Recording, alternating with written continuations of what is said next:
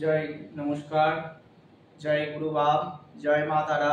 প্রত্যেকেই সকলে ভালো থাকো, সুস্থ থাকো, সৎসঙ্গে যুক্ত থাকো। প্রত্যেকের দিনের ন্যায় আবার ঠিক তোমাদের মধ্যে আবার চলে এলাম। আমি শুভঙ্কর শাস্ত্রী। আজ আমার যে বিষয় অনুষ্ঠান, প্রত্যেকে তোমরা কমেন্ট বক্সে দেখেছো যে দুর্গা পূজা। এই দুর্গা পূজা কি কিভাবে আমাদের সমস্ত কিভাবে করা হয়, দুর্গা পুজোর আমরা ষষ্ঠী থেকে দশমী পর্যন্ত কিভাবে পালন করা হয়, কেন মহা দুর্গা পূজাকে মহাষ্টমী মহা সব নবমী বলা হয়, দুর্গা পূজার কেন কুমারী পূজা করা হয়, দুর্গা কি দেবী দুর্গাকে দুর্গা শব্দের অর্থ কি, দুর্গার কোন হাতে কোন অস্ত্র থাকবে, দেবী দুর্গা মহিষাসুরকে আদৌ কি দমন করছেন, না দেবী দুর্গা মহিষাসুরকে কি এক কথায় বলতে গেলে মেরে ফেলছেন, সেটা কি বোঝাতে চাইছে। দুর্গাকে নিয়ে সমস্ত আজকে এপিসোডে সমস্ত দেবী দুর্গা সম্বন্ধে, সামনেই আমাদের দুর্গা উৎসব, আর বেশি দিন নেই।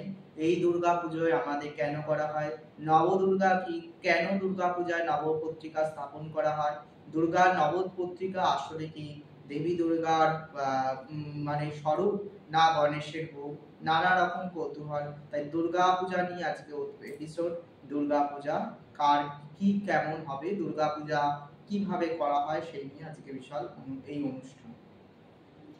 তাই দেরি না করে গুরুত্বপূর্ণ এই অনুষ্ঠানে শুরু করব। তার আগে আমার মা করুণাময়ী তারাকে প্রণাম জানাই, মা জগৎজননী, মা জগদ্ধাত্রী, মা দুর্গা আনন্দময়ীকে প্রণাম জানিয়ে আজকে এই অনুষ্ঠান শুরু করছি। প্রত্যেকে ভালো থাকো। আর যারা এখনো চ্যানেলটি সাবস্ক্রাইব করোনি, লাইক করোনি এবং সামনে বেল আইকন ক্লিক করোনি, অবশ্যই করে দাও, যাদের তন্ত্রের, আধ্যাত্মিক, জ্যোতিষ যে কোনো অনুষ্ঠান আমার করা মাত্র তোমাদের মধ্যে চলে যায় এবং তোমরা সেইগুলোর মাধ্যমে সব অতি চটজলদি, যাতে তোমরা ঘরে বসে আমার দেওয়া চ্যানেলে প্রোগ্রামের টিপস, দ্রব্য, তন্ত্রের প্রয়োগ, বিভিন্ন টোনা টোটকা, জাদু সমস্ত ব্যবহার করে যাতে ভালো থাকো, সুস্থ থাকো, সেই বিষয়ে আজকের অনুষ্ঠান।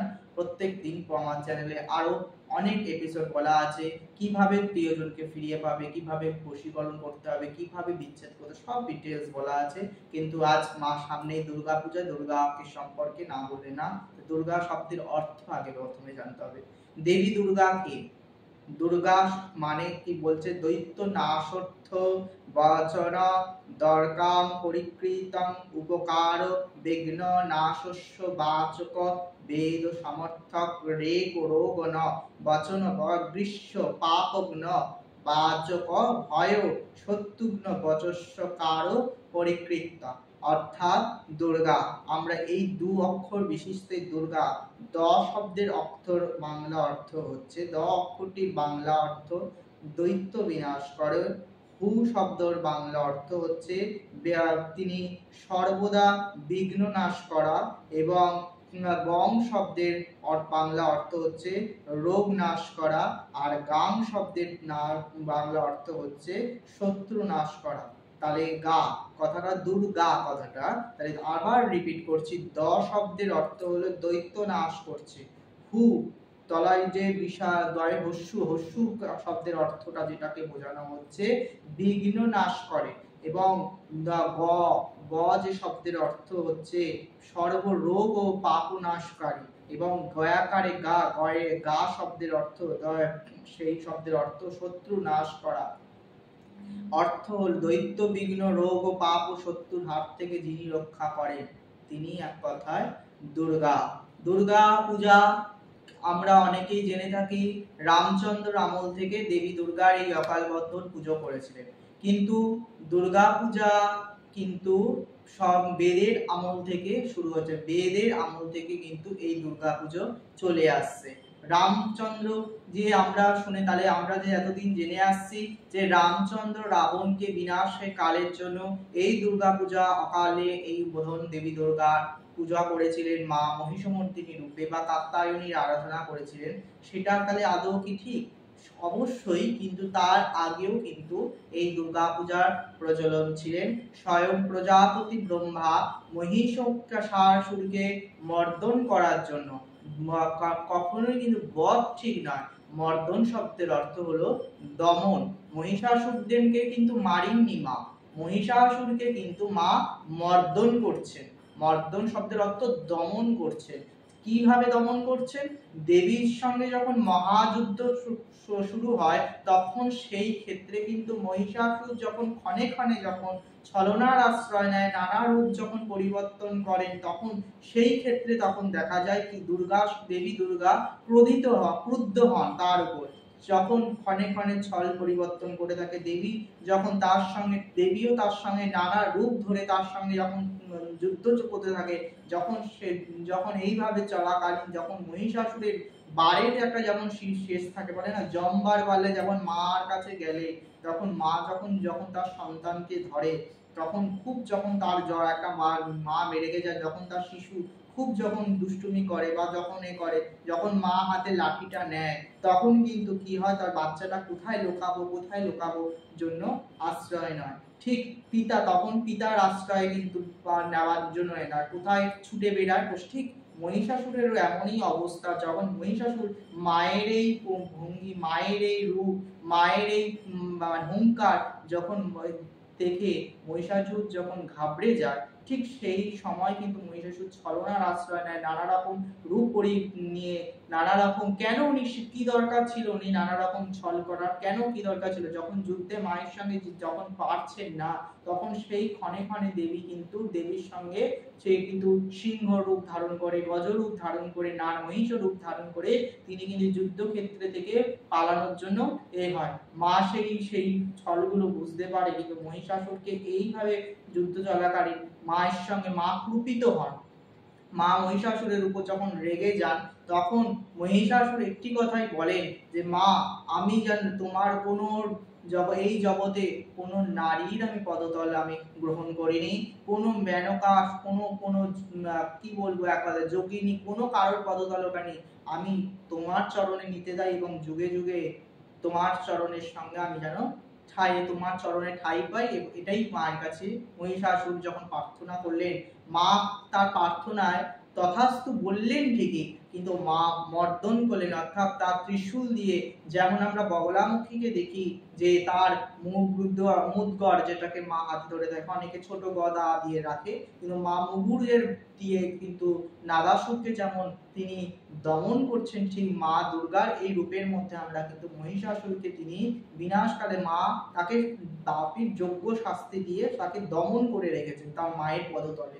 বুঝতে পেরেছো? তাই মা কিন্তু তাকে মহিষাসুরকে মারছেন না, মহিষাসুরকে মা কিন্তু মর্দন করছে। আর কালীর ক্ষেত্রে আমরা যদি দেখি, যত শুম্ভ নিশুম্ভ রক্তবীজ যত সবার ক্ষেত্রে কিন্তু তিনি নাশ করছেন, তিনার রূপের মধ্যে তিনার কিন্তু সবটাই তিনি মেরে ফেলছেন। আর দেবী দুর্গার এই রূপের মধ্যে কিন্তু তিনি দমন করছেন, মর্দন করছেন। তাই জন্য দেবীকে বলা হয় মহিষাসুর মর্দিনী। কোথাও বলছে না মহিষাসুর মারিনি, কোথাও বলছে না, কিন্তু তিনি মর্দন শব্দের অর্থ কিন্তু দমন। এইবার মহিষাসুরকে দমন তো তিনি করলেন, কিন্তু এবার বিষয়টা হচ্ছে রামায়ণে কৃত্তিবাস ওঝা এই রচনা করেছিলেন রামচন্দ্র, যে সেখানে কিন্তু কোথাও দুর্গাপূজা রামচন্দ্র দুর্গা পুজো করে অকালে তাবে রাবণকে মারে, এইটা কিন্তু কোথাও সেইভাবে ব্যাখ্যা পাওয়া যায়। এই কারণে যখন অগস্ত্য মুনি, এগুলো একটু মন দিয়ে শুনলে বুঝতে পারবে, যখন রামচন্দ্র রাবণকে মারার জন্য নানা রকম অস্ত্রের প্রয়োগ করতে থাকে, ঠিক সেই সময় কিন্তু রাবণের সাথে যুদ্ধ করতে করতে রাম যখন হতভম্ব হয়ে যায়, যখন পারছে না, তখন কিন্তু তখন অগস্ত্য মুনি তার রামচন্দ্রকে আদিত্য নারায়ণ বা আদিত্য হৃদয় পাঠ করতে বলেন। সেই অগস্ত্য মুনির কথা শুনে রামচন্দ্র কিন্তু যেই না মাত্র আদিত্য নারায়ণ, অর্থাৎ আদিত্য নারায়ণ হচ্ছে সূর্যেরই একটি তাই আদিত্য নারায়ণ স্তোত্রম স্মরণ পাঠ করতে বলেন, এবং সেটি করার পর দেবী যোগমায়ার শরণাপন্ন হয়, অর্থাৎ মা জগজ্জননী জগদ্ধাত্রী স্বয়ং মা দুর্গা শরণাপন্ন হয়, এবং সেই অস্ত্র দ্বারা কিন্তু রাবণকে তিনি বধ করেন। এইবার অকালে বলে এরকম পুজো করেছিলেন, তিনি চোখ দান করেছিলেন, এমনটা কিন্তু সেমনটা নয়। দুর্গা পূজায় আর একটা বিষয় হচ্ছে, এই রচয়িতা কৃত্তিবাস তিনি কি করলেন, তিনি ফুলিয়াতে অবস্থান করতেন, আমাদের বাংলার ফুলিয়াতে। তিনি বাংলা সাহিত্যের একটা বিশাল একটা সাহিত্যের সঙ্গে যুক্ত। তিনি কি করলেন কৃত্তিবাস, এইবার তিনি কি করলেন, তাহলে বাংলাটা কিভাবে ভালো হবে, তিনি তার রামায়ণে লেখার সময় তিনি কি করলেন, ওর মধ্যে একটি দুর্গা পূজা উল্লেখ করলেন, অর্থাৎ শক্তির আরাধনার কথা উল্লেখ করলেন। ঠিক সেই সময় শক্তির আরাধনার কথা উল্লেখ করে, তাই সেই জন্য বলাই হয়েছে, সেখানে শ্লোকে বলাই হয়েছে শক্তি দায়নি দাও মা শক্তি দাও। তাই ষষ্ঠীর সময়, ষষ্ঠীর সন্ধ্যায় যখন আমরা দুর্গার বোধন করা হয়, ঠাকুর মশাইরা তাই জন্য একসময় দেখবে মন্দির শুনলে বলাই হচ্ছে, মন্ত্রের মধ্যে বলছে ওই রাবণস্য বদার্থ রামসায় গ্রহায় চ অকালে ব্রহ্মাণ ভূতান দেবস্ত্র ইতি পরা। অর্থাৎ এর আগে অকালেও মাকে কিন্তু ব্রহ্মা জাগরিত করেছে। আমি আগেই বললাম, শুধু যে রামচন্দ্র জাগরণ করেছিলেন বলেই তবে দুর্গাপুজোর আগমন হলো, তবে কিন্তু তা কিন্তু মোটেও নয়। এবং দুর্গাপুজো আমাদের কটা দুর্গাপুজোর উল্লেখ পাওয়া যায়? দুর্গাপুজো আমাদের কিন্তু তিনটি দুর্গার উল্লেখ, দুর্গাপুজোর সম্বন্ধে তিনটি দুর্গাপূজার উল্লেখ পাওয়া যায়। কেন তিনটি দুর্গাপূজা? এই অকাল পুজো হচ্ছে, এটি অকালে পুজো হচ্ছে বলে এটি অকাল বোধন দুর্গাপূজা, যা দেবী কাত্যায়নী সম্পূর্ণ আরাধনা হচ্ছে। এবং এটি অকাল বোধন দুর্গাপূজা। জগদ্ধাত্রী পূজা সেটি হচ্ছে তান্ত্রিক দুর্গাপূজা। এবং বসন্তকালে যেটা দুর্গাপূজা হচ্ছে, যেটা বাসন্তী পূজা, সেটি কিন্তু বৈদিক দুর্গাপূজা। দুর্গাপূজা তাই তিনটে দুর্গাপূজার আমরা উল্লেখ পাচ্ছি। এবং দুর্গা কত প্রকার হতে পারে, দুর্গা শব্দ আগে দুর্গা আমাদের কত প্রকার হতে পারে দুর্গা অনেকেই জানে না। দুর্গা কিন্তু আমাদের, বা আমরা যে দশভুজা রূপটা দেখি, আমরা যেইটা নিয়ে আমি আবার একটু সেটা আসবো, আমরা যে দুর্গার যে দশভুজা রূপটা দেখি, এটি হচ্ছে মা কাত্যায়নী মহিষমর্দিনীর রূপ। তার 10টি হাতে 10টি অস্ত্র বিরাজ করছেন। কোন হাতে কি অস্ত্র বিরাজ করছে সেটা নিশ্চয়ই আমি জানাবো। দেবী দুর্গার এছাড়া আরো অনেকগুলো রূপের ব্যাখ্যা আমরা পাই। যেটা আমরা দুর্গার যে 10 হাতে 10টি রূপ দেখছি, এটা মহিষমর্দিনী দুর্গা। এছাড়া দেবী দুর্গার আমরা 18 হাত অলা দুর্গা আমরা দেখতে পাই, সেটি চণ্ডীতে যে 18 হাত অষ্টাদশ ভুজা যে রূপটি, এটাকে চণ্ডীতে কিন্তু মহালক্ষ্মী রূপ বলা হচ্ছে। এছাড়া দুর্গার অষ্টাদশ ভুজা, অর্থাৎ সেখানে দেবী বলা হচ্ছে 18টা হাত, এবং দেবী তার গাত্রবর্ণ কৃষ্ণবর্ণ, গলায় নরমুণ্ড মালা ধারণ করে আছেন দেবী, বা করটির মালা দেবী ধারণ করে আছেন। দেবীর দুপাশে দুটো দাঁত, এইখানে দেবীর সেই রূপের প্রতীক বর্ণনা করা হচ্ছে, যাকে উগ্রচণ্ডা বলা হয়ে থাকে। এই উগ্রচণ্ডা প্রচণ্ডা চণ্ডা প্রদেচন নায়িকা, যা এই যে মায়ের মন্ত্রের মধ্যে বলি, এই উগ্রচণ্ডা দুর্গা হচ্ছে দেবীর কিন্তু আরেকটি রূপ। আবার দেবীর কোথাও দেখা যাচ্ছে 16টি হাত, সেখানে দেবীর গাত্রবর্ণ নীলচে বর্ণ বা শ্যামবর্ণ, সেই দেবীকে আমরা ভদ্রকালী হিসাবে বলে থাকি। ভদ্রকালীও কিন্তু একটি দুর্গা, সেখানে 16টা হাত থাকে, যেটি রাবণের আমাদের ইষ্ট বলা ছিল। সেই ভদ্রকালী বা প্রত্যঙ্গিরা কিন্তু কিছুটা এক নয়, তার ভদ্রকালী ধ্যান মন্ত্র আলাদা, প্রত্যঙ্গিরা দেবী ধ্যান মন্ত্র কিন্তু আলাদা। তবে এই ভদ্রকালী তার দেখতে গাত্র নীলবর্ণা, 16টা হাত। এছাড়া আমরা বন দুর্গা, লবণ দুর্গা, জগদ্ধাত্রী দুর্গা, বিভিন্ন নানা রকম দুর্গা নানা রূপের প্রচলন পাই। এছাড়া দুর্গা পূজা যদি কেউ মনে করে করতে চাইছো, তাহলে সেই ক্ষেত্রে দুর্গা পূজা করতে গেলে আগে অনেকের সামর্থ্য নেই যে দুর্গা পুজো যে শুধু ষষ্ঠী থেকে দশমী পর্যন্তই হবে, এমনটা কিন্তু শাস্ত্র কোথাও বলছে না। ষষ্ঠী কেউ যদি চায় দুর্গা পূজা, অর্থাৎ প্রতিপদাদি কাল থেকে শুরু করে দশমী পর্যন্ত অবধি করা যেতে পারে, অর্থাৎ 10 দিন ব্যাপী দুর্গা পুজো করা যেতে পারে। এবং কেউ যদি মনে করে যে দুর্গা পুজো শুধু ষষ্ঠী থেকে শুরু করে দশমী পর্যন্ত করবি, সেটিও করা যেতে পারে। আবার দুর্গা পুজো কিন্তু অষ্টমী এবং নবমী এই দুদিনও করা যেতে পারে। আবার যদি কেউ মনে করে দুর্গা পুজো কেউ শুধু নবমীতে করবে, সেটিও করা যেতে পারে। এবার অনেকে বলতে পারে মহারাজ এটি কি করে সম্ভব? কারণটাই বলে দিচ্ছি। জগদ্ধাত্রী পুজো সেটিও কিন্তু হিসাবে ষষ্ঠী থেকে শুরু হতে তাহলে করা যেতে পারে, কিন্তু অনেক জায়গায় ষষ্ঠী থেকে দশমী অবধি করে না, শুধু নবমীর দিন একদিনই জগদ্ধাত্রী পুজো করে। আবার কোনো কোনো জায়গায় 5 দিন ব্যাপী পুজোটা হয়। তাহলে নবমীতে যে পুজোটা করছে সেটা কখনো ভুল হচ্ছে না। বাসন্তী পুজোর ক্ষেত্রেও ঠিক তাই, নবমীর দিনে অন্নপূর্ণা পুজো হচ্ছে, অষ্টমীর দিনে অন্নপূর্ণা পুজো হচ্ছে, নবমীর দিনে বাসন্তী পুজোর ধুমধাম হচ্ছে। আবার কেউ চাইলে ষষ্ঠী থেকেও করছে। তাহলে আমাদের এই অকাল বোধনের ক্ষেত্রে যে ষষ্ঠী থেকেই পুরো দশমী অবধি করতে পারবে এমনটা নয়, বাড়ালে তার সামর্থ্যের উপর ডিপেন্ড করছে সে কতটা। কেউ যদি চায় শুধু নবমীর দিনে পুজো করবে, সে চাইলেও সেরকমও করতে পারে। আবার যদি কেউ মনে করে যে না, তার পক্ষে সেটা সম্ভব না, শুধু সে শুধু নবমীতে চাইলে করতে পারে, কেউ যদি মনে করে না আমি ষষ্ঠী থেকেই করে আসবো, করতে পারে। দুর্গার পূজার এইটা হচ্ছে ব্যাখ্যা গেল। দুর্গা পূজায় অষ্টমী এবং নবমীতে বলিদান কিন্তু মাস্ট, বলিদান ছাড়া কিন্তু দুর্গা পূজা অসম্পূর্ণ। এবং দুর্গা পুজোকে কেন মহাপুজো বলা হয়েছে? দুর্গা পুজোকে মহাপুজো এই কারণেই বলা হয়েছে যে পুজোয় স্থাপনং, পূজনং, বলিদানং এবং পত্রিকা প্রবেশন অবশ্যই বাধ্যতামূলক, যেটা আর অন্য কোনো পুজোর সঙ্গে অতটা মেনেটারি না। বলিদান দিলাম দিলাম, না দিলাম না দিলাম, স্নান এমনি নর্মাল স্নান করালাম কিন্তু না করালাম সেটা আলাদা বিষয়। কিন্তু এই দেবী দুর্গার স্নান শুধু স্নান থাকছে না, সেটি মহাস্নান। সেই মহাস্নানে নানা রকম দশম মৃত্তিকা থেকে শুরু করে সেখানে বেশ্যা মৃত্তিকা থেকে, বেশ্যা বলতে এই বেশ্যা বলতে দুর্গা পূজায় যে আমরা শুনে থাকি যে বেশ্যা বাড়ির মাটি লাগে, এই বেশ্যা বলতে কাকে বোঝানো হয়েছে? এই বেশ্যা বলতে কিন্তু কখনো পতিতালয়ের মাটির কথা বলা হয়নি। যেখানে এই বেশ্যা বলতে স্বয়ং যে ব্যক্তি পূর্ণাভিষিক্ত রমণী, যিনি শাক্ত মার্গে যিনি শক্তির উপাসনা করেন, সেই পূর্ণাভিষিক্ত যার মানে সেই ভৈরবী মার্গের সেই সাধিকার কথা বলা হয়েছে, তার বাড়ি সেই সাধন ক্ষেত্রের মাটি, যার সেই মাটির কথা বলা হয়েছে, তাকে বেশ্যা সঙ্গে তুলনা করা হয়েছে। এই বেশ্যা আর পতিতালয়ের বেশ্যা দুটো কিন্তু সম্পূর্ণ আলাদা, তাই এগুলো মনে রাখতে হবে।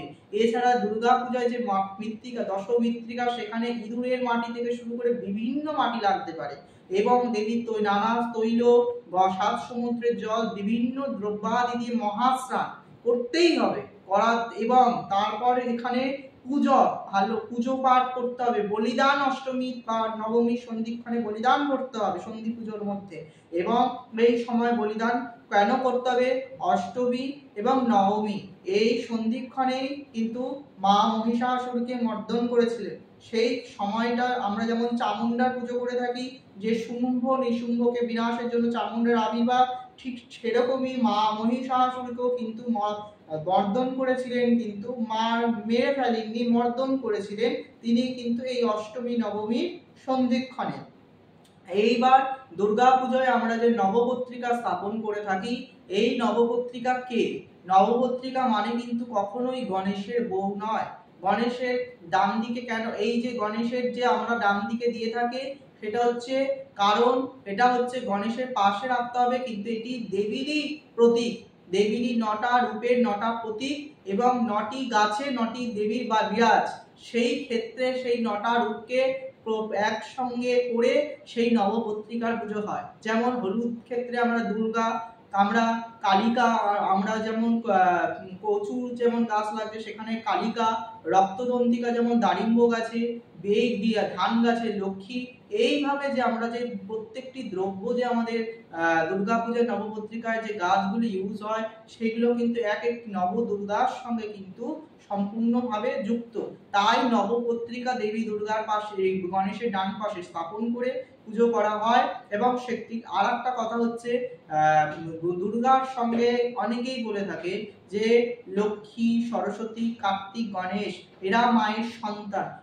মায়ের সন্তান অবশ্যই সবাই সন্তান, শুধু কিন্তু এখানে মহালক্ষ্মী, মহা সরস্বতী দেবীরই রূপ, শতরজ এবং তমগুণে দেবী দুর্গা, শতগুণে সরস্বতী এবং রজগুণে লক্ষ্মী।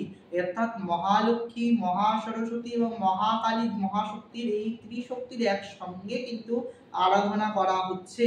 সেই ক্ষেত্রে এখানে কিন্তু কোনো সন্তান বা মায়ের ছেলে মেয়ে এরকম কোনো কিন্তু ব্যাপার থাকছে না। তাহলে এবার বলতে পারে কেন এই ক্ষেত্রে কেন বলা এই ক্ষেত্রে বলা হচ্ছে যে দুর্গার ক্ষেত্রে যে আমরা যে চারটি ব্যাখ্যা দেখি সেইটা কিন্তু অনেকেই জানে না যে দুর্গার পুজোয় যে মা লক্ষ্মী কে সরস্বতী কার্তিক গণেশ এই যে চারটি রূপ আমরা দেখে থাকি এটা কিন্তু ব্রাহ্মণ অর্থাৎ আমাদের চারটি বেদের চারটি ঋক সাম যজু অথর্ব ব্রাহ্মণ ক্ষত্রিয় বৈশ্য শূদ্র এই চারটি ধর্মের মানুষ এই যে চারটি সম্প্রদায়ের যে মানুষ যে দুর্গা পুজো এমন একটি পুজো যে পুজোয় নাপিত মানে এই পুজো উপস্থিত থাকতে পারে, ব্রাহ্মণ উপস্থিত থাকতে পারে, রাজা উপস্থিত থাকতে পারে, মন্ত্রী। তাই দুর্গা পূজায় কোনো ভেদ নেই, দুর্গা পূজা সবাই করতে পারে। তাই দুর্গা পূজা সকলার করার অধিকার আছে, সবাই দুর্গা পূজা করতে পারে, সেখানে কোনো রকম নেই। কিন্তু পূজক হবেন শুধু ব্রাহ্মণ যিনি আছেন তিনি। তাই দুর্গা পূজার কোনো রকম জাতপাতের কোনো থাকছে না, সেইটাকেই মা বোঝানোর জন্য সেই ক্ষেত্রে চারটি ওই রূপ দেখানো হয়েছে। ব্রাহ্মণ অর্থাৎ সরস্বতী, ব্রহ্মাণী অর্থাৎ সরস্বতীকে বোঝানো হয়েছে, ক্ষত্রিয়কে তাহলে এখানে তোমরা যে অনেকে বলতে পারে যে মহারাজ আপনি বলছিলেন তাহলে এখানে চারটি ব্যাখ্যা যে দেখানো, যে ব্যাখ্যাটা একটু যদি বলেন। ক্ষত্রিয় এখানে বোঝানো হয়েছে কার্তিককে, বৈশ্য সঙ্গে লক্ষ্মীকে তুলনা করা হয়েছে, আর শূদ্র হচ্ছে গণেশজিকে এখানে বলা হয়েছে। এটাকে রিপ্রেজেন্ট করছে কিন্তু দুর্গা পুজোয় মহা। আর একটা কথা, এবার দুর্গার যে আমরা বাহন দেখতে পাই, দেবী দুর্গার যে সিংহ, এই সিংহ কিন্তু দুর্গার স্বয়ং বিষ্ণুই এখানে সিংহ রূপে কিন্তু দেবী দুর্গার তিনি সম্মুখে হয়। দুর্গাকে আমি প্রথমেই বলে দিয়েছি, দুর্গাকে, দুর্গার শব্দের অর্থ দুর্গা উমা মানে কিন্তু তিনি দুর্গা হলেন না, যুগে যুগে তার কিন্তু অবতীর্ণ হয়েছে। তিনি এক এক সময় কখনো তিনি দুর্গা রূপ ধারণ করেছেন, কখনো তিনি পার্বতী রূপ ধারণ করেছেন, কখনো শিবের ঘরে তিনি উমা রূপে তিনি রয়েছেন, কখনো তিনি আবার ঐন্দ্রাসুরকে নির্বাসের জন্য তিনি জগদ্ধাত্রী রূপ ধারণ করেছেন। তাই যুগের সঙ্গে যুগের দেবী দুর্গা নানা রূপে ধারণ করেছেন। দুর্গার যে আমি অস্ত্রের কথা বলেছিলাম, দুর্গার যে প্রত্যেকটি অস্ত্র, সেই অস্ত্রগুলো কি কি দেবী বলছেন, দেবী নানা হাতে বলছেন দক্ষিণে কি কি অস্ত্র থাকে, এবং তা অর্থাৎ দেবীর দক্ষিণ হস্তে অর্থাৎ ডান দেবী থাকছে ত্রিশূল, এবং বাঁ দিকের হাতের দিকে দেবী দক্ষিণ দিকের হাতের অস্ত্র থাকছে ত্রিশূল, পেছনের চারটি হাতে যে থাকছে একদম উপরে ডান দিকের উপরে থাকছে খড়গম, তারপর দ্বিতীয় থাকছে চক্রম, তৃতীয় থাকছে তীক্ষ্ণ বাণম এবং বা তীর, চতুর্থে থাকছে শক্তি বা ভাল্লা। অর্থাৎ দেবীর ডান দিকে থাকছে খড়গম, চক্রম, তীরম এবং শক্তি, এই চারটি অস্ত্রই থাকছে কিন্তু দেবীর ডান দিকের পিছনের হাতে। আর দেবীর ডান যে মেন হাত সেটিতে থাকছে কিন্তু দেবীর ত্রিশূল। আর বাঁ দিকের হাতের অস্ত্রে কি কি থাকছে, দেবীর বাঁ দিকের হাতে থাকছে খেটক হাতে অর্থাৎ ঢাল, বাঁ দিকের হাতে থাকছে ঢাল অর্থাৎ খেটক, এবং পেছনের চারটি হাতে থাকছে ধনুক বা সাজ থাকছে, তৃতীয় থাকছে নাগপাশ, চতুর্থে থাকছে অঙ্কুশ, এবং পঞ্চমে থাকছে ঘণ্টা বা কুঠার, ঘণ্টা বা কুঠার যেটা হতে পারে। এবং এই যে এই 10 দিকে 10টি হাতের অস্ত্র থাকছে কিন্তু, ঠিক আছে। এছাড়া আমরা অনেক অস্ত্র দিয়ে থাকি, অনেক কিছু দিয়ে থাকে, কিন্তু দুর্গা পূজায় যে আমরা অস্ত্রগুলো আমাদের মত অনুযায়ী কিন্তু অস্ত্র দিলে হবে না, শাস্ত্র তার জন্য রিপ্রেজেন্ট করেছে দেবী দুর্গার কোনাতে। অনেক জায়গায় শঙ্খ দুর্গার হাতে দেখা যাচ্ছে কিন্তু শক্তি অস্ত্রটাকে বাদ করে দিচ্ছে, এমনটা করলে কিন্তু হয় না। যেই শাস্ত্র আমাদের যেরকম মেনে দিয়েছে ডিপ্রেশন, সেই অনুযায়ী কিন্তু আমাদের অস্ত্রগুলো দিতে হয়। দুর্গার রূপ নিয়ে আমি অনেকের কথা কাছে শোনা যাচ্ছে যে দুর্গা রূপের যে ব্যাখ্যা অনেকে করছে, অনেকে যে বলছে থিমের যে দুর্গা, আবার অনেকে বলছে সাবিকিয়ানা যে দুর্গা। এই থিমের দুর্গা এবং সাবিকিয়ানা দুর্গা, এই থিম এবং সাবিকিয়ানা দুর্গার মধ্যে যে তফাৎ কমপ্লিমেন্টারি। দুর্গার আমাদের ধ্যানে বলা হচ্ছে যে জয়ী জটাজুট সমাযুক্তং অরবিন্দ শেখরং, এই যে দেবীর ধ্যানের মধ্যে দেবীর বলা হচ্ছে বিশাল একটি জটা, এবং দেবীর গাত্রবর্ণ গৌরবর্ণা হতে পারে, এবং দেবী যে কোথাও দেখা যাচ্ছে মহিষাসুরকে তিনি শুয়ে ফেলে করছেন, কোনো জায়গায় দেখা যাচ্ছে দেবীর কোলের মধ্যে গণেশকে বসিয়ে রেখেছে। তা যাই হোক, অনেকে বলছেন সেটি দুর্গা মূর্তি থাকছে না, দুর্গা মূর্তিকে শাস্ত্রসম্মত হতে হবে। কথাটা ঠিক, কিন্তু কথাটার মধ্যে আবার যুক্তি দিয়ে দেখতে গেলে দুর্গা মূর্তির উদ্দেশ্যে সেই মূর্তিকে বানানো হয়েছে। সেটি গণেশকে কোলে নিয়ে হোক, সেটি মহিষাসুরকে বাদিকে বধ করুক, বা যেই হাতে অস্ত্র নেওয়ার দরকার সেই হাতে অস্ত্রটা যদি ভুলভ্রান্তিও কিছু থাকে, তার জন্য সেটি দুর্গা মূর্তির বদলে অন্য কোনো মূর্তি হয়ে যাবে, এমন অনেকেই বলছে। কিন্তু কথাটা সম্পূর্ণ ভুল ব্যাখ্যা। কেন?